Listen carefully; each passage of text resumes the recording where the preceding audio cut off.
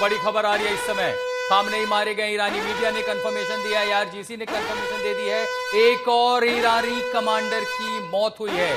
यानी जिस तरह से जो संदेश अमेरिका ने दिया था, every missile had a name, और उन मिसाइलों पर नाम किसका था? ईरानी सेना कमांडर अली शामलहानी की भी मौत हुई है। और अब ईरानी मीडिया ये कह रही, ईरान सरकार की ओर से जो कहा गया है कि अब हम और बड़ा हमला करेंगे, यानी चेन ऑफ कमांड तोड़ा, सिक्योरिटी काउंसिल को पूरी तरह मिटा दिया।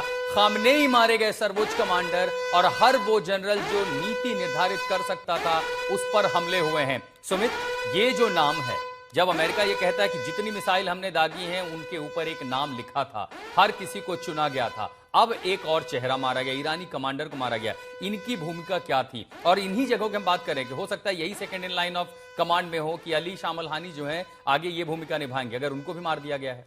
देखिए, बिल्कुल करीबन 7 से 8 ऐसे चेहरे थे जो इजराइल ने, आईडीएफ ने कल ही अनाउंस किया था कि उन्होंने इन सभी को न्यूट्रलाइज कर दिया, उनको सभी को मार गिराया। यानी सुप्रीम लीडर के साथ साथ जो सिक्योरिटी काउंसिल थे, या फिर आप कह सकते हैं जो उनके इंटेलिजेंस चीफ थे, आईआरजीसी के चीफ थे, लगातार जो न्यूक्लियर प्रोग्राम्स के ऊपर काम कर रहे थे, बैलिस्टिक मिसाइलों के चीफ थे, सभी को एक साथ मारा गया है। और देखिए, अभी महत्वपूर्ण क्या है कि मल्टीपल अटैक्स जो किए गए थे, एक को रिलेटेड या फिर आपको एक कोऑर्डिनेटेड अटैक्स थे, जिनका मकसद था एक ही समय पर आप इन बड़े इंस्टॉलेशंस पर टारगेट करें। एक आपको बड़ा एग्जांपल देता हूं, जब नसरल्ला को मारा जा रहा था, जब लगातार ये अटैक किए जा रहे थे, तब उसी समय हमने देखा था कि मल्टीपल अटैक्स किए गए थे या पेजर अटैक्स किए गए थे। उसके अंदर उनके जो बड़े कमांडर्स थे उनको भी मार गिराने का दावा किया था इजराइल द्वारा। और ये इसलिए किया जाता है क्योंकि एक साथ अगर आप चेन को डिस्टर्ब कर देंगे, एक साथ आप बड़े अटैक्स कर देंगे, तो फिर निश्चित तौर पर उनके पास रिटेलिएट करने का समय और स्ट्रैटेजी सोचने का समय नहीं बचेगा। और शायद इसी वजह से अभी भी अगर आप देखें तो ईरान के टॉप लीडरशिप के साथ साथ उन्होंने आईआरजीसी और उनके जो पूरी चेन थी,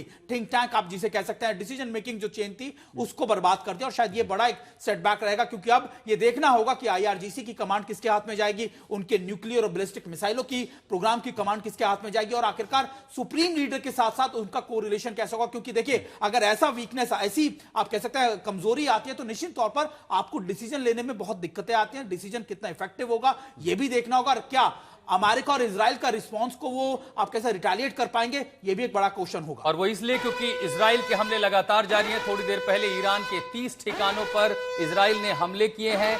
खामनेई की मौत से ईरान में मातम है। जाहिर है जहां जहां पर शिया बहुल लोग रहते हैं, जिन जिन देशों में वहां पर स्थिति है, ईरान की तमाम मस्जिदों में शोक का माहौल है। अब धीरे धीरे तस्वीरें वहां से सामने आने लगी हैं एक एक करके। ये देखिए, ईरान की